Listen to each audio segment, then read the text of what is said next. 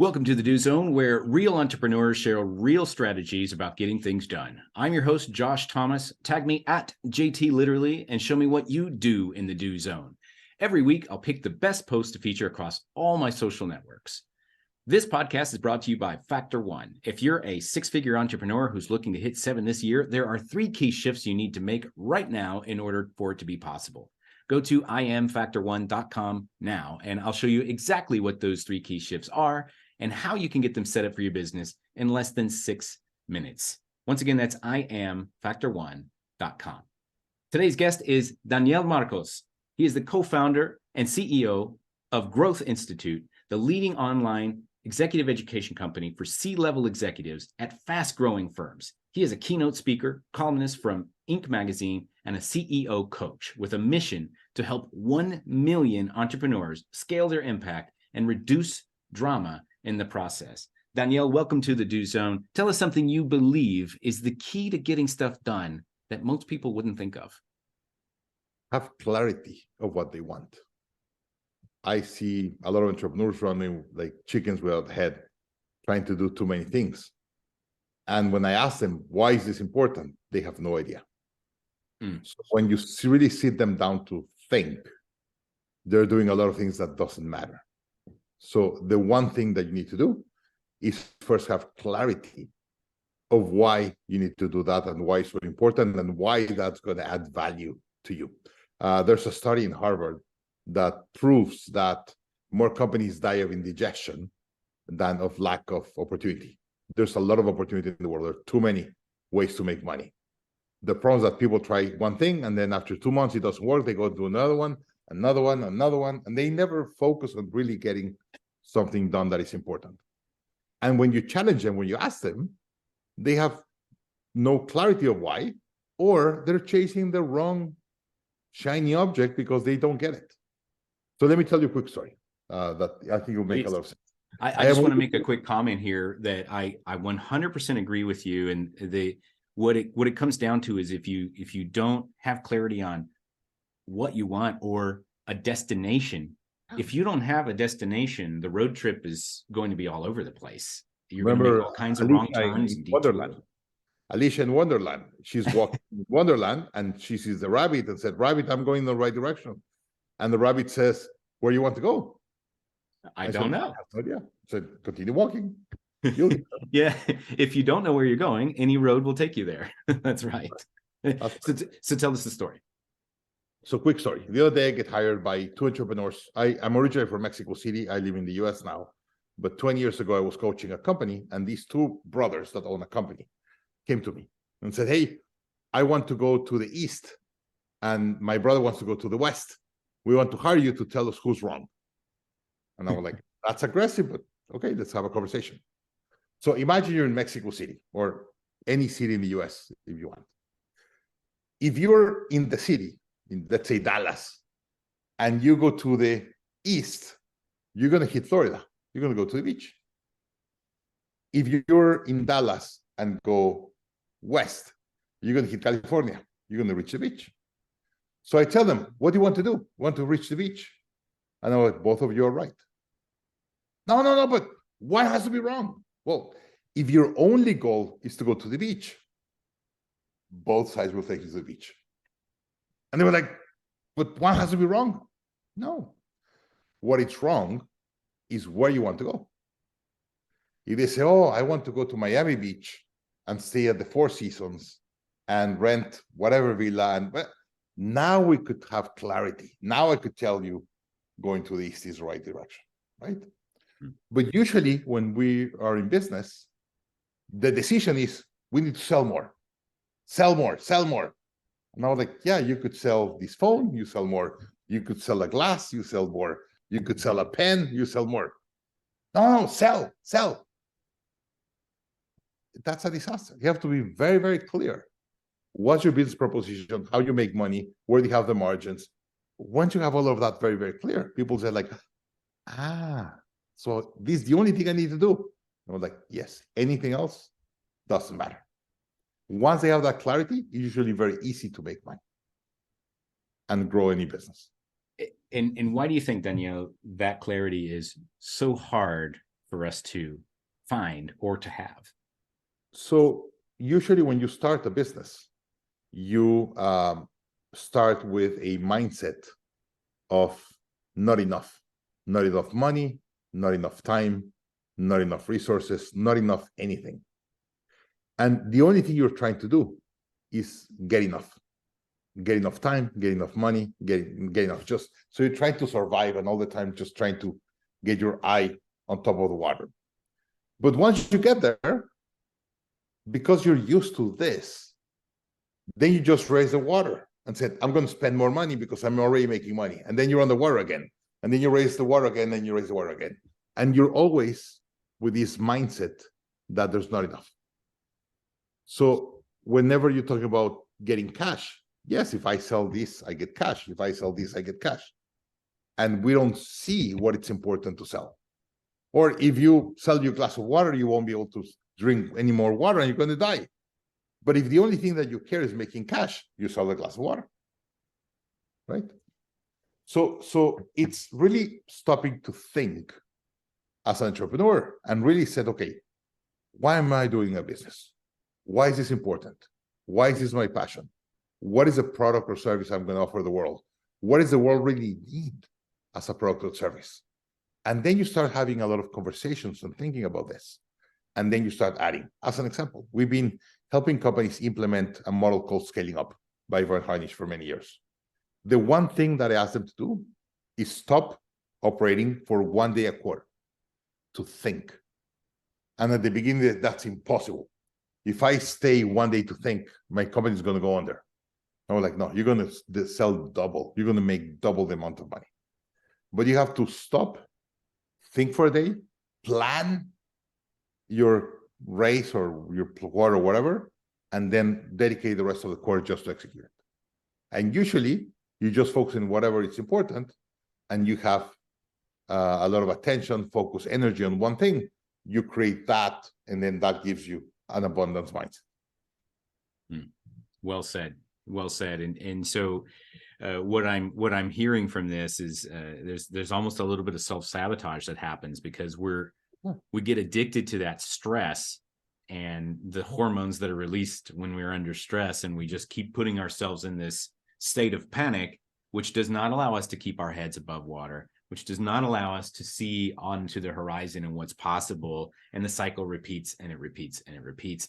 And your suggestion on how to get out of that is you need to take a day away, plan, think, get into that creative mindset, which you can't do when you're in crisis mode. You can't be creative when you're in crisis. Is that kind of what I'm hearing? That's correct. So I've had several companies. One of them went under, and my company was having a lot of trouble. And an investor called me and said, "Hey, how are you?" And I just rambled for like 45 minutes, everything that I was doing to save the company. And at the end, he said, "Can I ask one question?" And I was like, "Yes, of course. When do you think?" And I was, "What do you mean? I'm thinking all the time. I'm thinking while I'm talking to you. I'm thinking when I'm walking." Don't tell me to think. I'm already thinking. Right? I got even offended that he asked that question. And the guy said, "You've been rambling for 45 minutes. Nothing what you're doing makes sense." And he sat me down and started asking questions. And I felt like the worst fool because I was getting deeper into trouble. So, man. And so you've taken these lessons and you've applied them and obviously become very successful as a CEO coach. And so tell me a little bit about what are some of the things that you really focus on when you're first taking on a client? Like, where do you really focus first? And who is a good client for you, and how can they connect with you? So I usually ask them a lot of questions, and people say, "Okay, what's your process?" I'm going to ask you a lot of questions so you don't make mistakes. And they say, "But what's the process?" I'm going to ask a lot of questions. Every time you come with an idea, I'm going to challenge your idea. And the way you defend your idea is that it's going to tell me how important the idea is. If I ask you one question, and this happens a lot, they just get desperate and said, "But I'm paying you to coach me." And I was like, "I'm trying to do that." But if you not even have a logical explanation to the answer that the question I ask you, that means you don't understand what you're doing. Mm. And we just help them take a space and get clarity. Usually, you will be impressed with this, they're working in doing something that they hate. Mm. But they've been doing it for so long that that's just what they know how to do, and they've been in this rabbit hole running in this, and they haven't even stopped to think, is that really what they really want to do? So I help them do kind of take a step back, do a personal plan, and then we build a business plan that is aligned to their personal plan. So here's what happens. If you have a business plan and you start building a business, the business starts growing and it starts taking all of your life. And your personal plan goes to the corner and you stop having time with your kids, time with your wife, stop doing exercise, and you start making yourself and your family and your personal life very, very small because the business is really, really big. I said, no, let's build a personal plan, and then let's build a business plan that goes aligned to the personal plan. And now you could move them and grow them and direct them together. It's super powerful what we do. I read probably 1,200 business books, so I bring a lot of methodologies that I use and process systems. But it's not about the system of process. It's about sitting down and thinking and getting clarity. I'll give you a quick example. I have a client in the US, in Dallas. And just really quick, that's another strong point that you shared here that I think is worth repeating. There's always going to be a hack. There's always going to be a strategy. There's always going to be like a Pomodoro technique or something like that. But I've had this said before, I think on one of my previous episodes, hacks require me to always be learning the next thing. Whereas if I'm focused on the fundamentals of how to actually be a productive person, then I never have to reinvent the wheel. I just keep doing the things that work. It's like the typical brain surgeon that's going to take 5 minutes on operating your brain and charges you $50,000. Is he going to charge me $50,000 for 5 minutes? Yeah, but I've studied 30 years exactly where to cut. So I'm charging you for 5 minutes of cutting, but 30 years of knowledge of where to cut, so you don't go crazy after I cut your brain. Well, yeah, please don't cut my brain unless you're a brain surgeon for 30 years. So Daniel, how who do you help specifically, and how can they connect with you? I help entrepreneurs doing, let's say, 10 million above, usually, be able to do two things: scale their impact and reduce their drama. Everyone wants to do things in a bigger way, but they also want to have a better quality of life and less drama in their company. And I usually help them implement the right systems and processes for them to do that. I'll give you an example. I was saying, I have a client in Dallas, does around probably 8-9 million revenue, and probably nets 2.5-3 million to his pocket every year. And he hires me and said, your job is that I don't make any dumb things. My business is great, but all the time, because I get bored the way my business is, I want to invent all these things. And whenever I invent new things, I usually get in trouble. Your job is to make sure I don't make any dumb mistake. And every call we have, he brings 2 or 3 new ideas. Oh, I'm going to do this. I'm going to do this. I'm going to do this. And my job is to kill probably 15 out of the 16. And he does 1. And that's the one that's going to double his business. Yeah. Instead of running and doing 15 of them. That's right. And the best way to prove this, Amazon has a tool called the 6-page memo.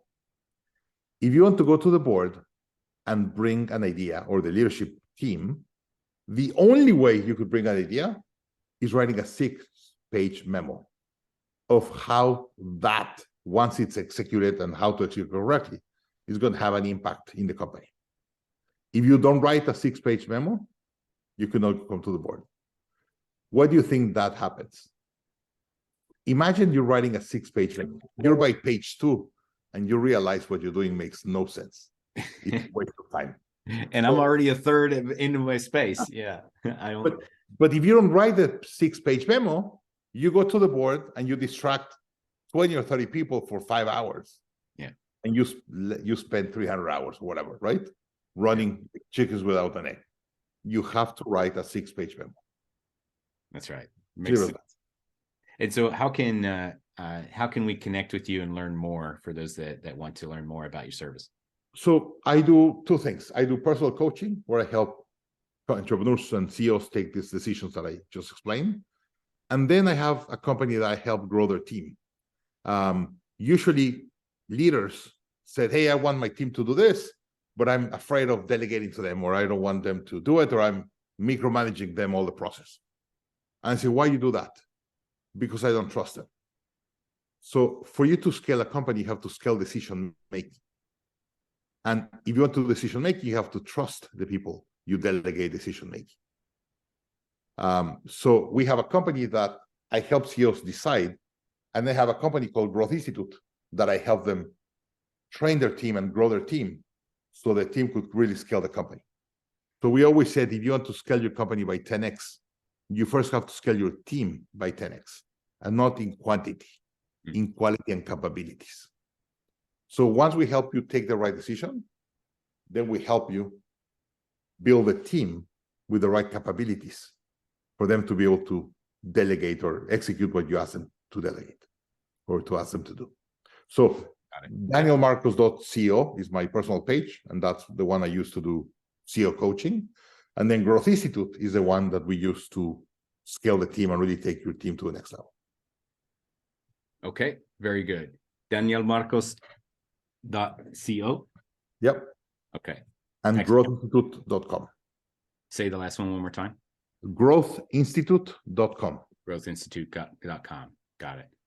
Thanks very much, Daniel Marcos, for coming on here and sharing a little bit of wisdom about how you get things done. Really appreciate you. For those who are interested in connecting with Daniel directly, you can go to danielmarcos.co.